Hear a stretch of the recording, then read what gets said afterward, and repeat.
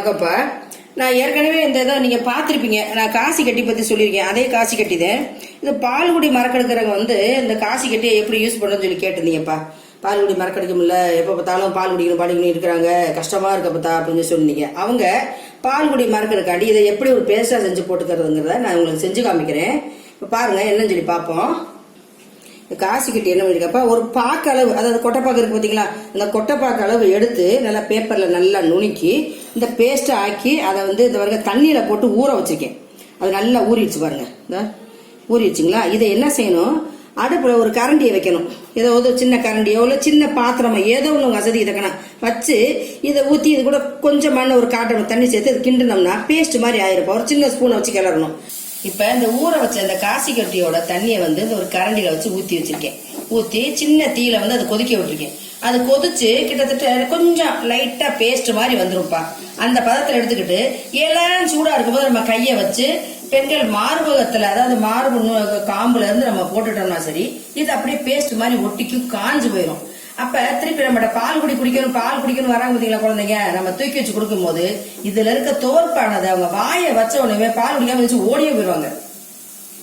இந்த பாருங்க இப்படி பொங்கிட்டு வரும். இறக்கி வச்சு நல்லா கிண்டிடணும். ஒரு மாதிரி ஒரு வாசம் வரும், அதாவது ஒரு கருவாட்டு வாசம் வரும். இந்த தண்ணி நல்லா திருப்பி ஒரு அடுப்புல வச்சு சிமுத்தியில வச்சு நல்லா கிண்டிடணும்ப்பா.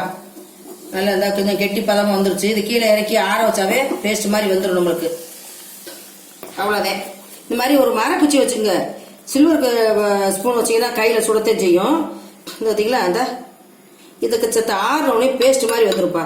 இதை என்ன பண்ணுவோம், கையில் அப்படியே எடுத்துக்கிட்டு கொஞ்சமாக இது கொஞ்ச நேரம் ஆறட்டுப்பா. ஆறுனோனையுமே பேஸ்ட் மாதிரி, அதாவது ரொம்ப பேஸ்ட்டாக வராது, கொஞ்சம் தண்ணியாகத்தே இருக்கும். இந்த கரண்டியில் நம்ம பின்ன சுற்றி வரங்க தொட்டோம்னாவே கொஞ்சம் கையில் ஒட்டுற மாதிரி வரும். இதை எடுத்துக்கிட்டு நம்ம மார்பில் பூசிட்டோம், பெண்களுக்கு மார்பில் பூசிட்டாவே அடுத்த நிமிஷம் பால் குடிக்கிறேன்னு சொல்லி உட்காரப்பிள்ளையே இந்த துவப்பு வாசம் பண்ணணும், எந்திரிச்சு ஓடி போயிருங்க. பால் குடிக்க வராதுங்க, டக்குன்னு மறந்து போயிருக்கப்பா. 3 நாளைக்கு இப்படி செய்யுங்க பாப்பா.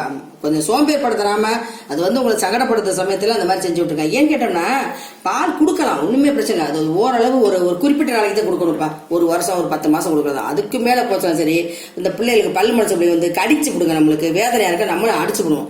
அதனால அது விவரம் தெரியறதுக்கு முன்னாடி நம்ம பால் குடி மறக்கடிச்சணும்ப்பா. அதே ரொம்ப நல்லது, குழந்தைகளுக்கு நல்லது, உங்களுக்கு நல்லது. இந்த பாருங்க திக்கா இருக்குதுங்களா, முதல் தண்ணியா இருந்தது, இப்ப நல்லா திக்காயிருச்சு. இது இன்னும் நீங்க வத்த வைக்கணும் அவசியமே இல்லைப்பா. இல்லை ஆறுனவனையும் சுத்தி வர வச்சு நல்லா தடை விட்டீங்கன்னா உங்களுக்கு சீக்கிரமே அது பால் குடி மறந்துடுவாங்க. பால் வத்தெல்லாம் செய்யாதுப்பா. அவ்வளோதான். இதை மாதிரி இதை செஞ்சு பயனடைங்க. பால் குடி மறக்கடிக்கிறவங்க இந்த வீடியோ மட்டும் பாருங்க, இதை மட்டும் செய்யுங்க, மற்றவங்களுக்கு ஷேர் பண்ணுங்க. நம்மளுக்கு மறக்காம அப்பதா சமையலுக்கு சப்ஸ்கிரைப் பண்ணிருங்கப்பா. நன்றி, வணக்கம்.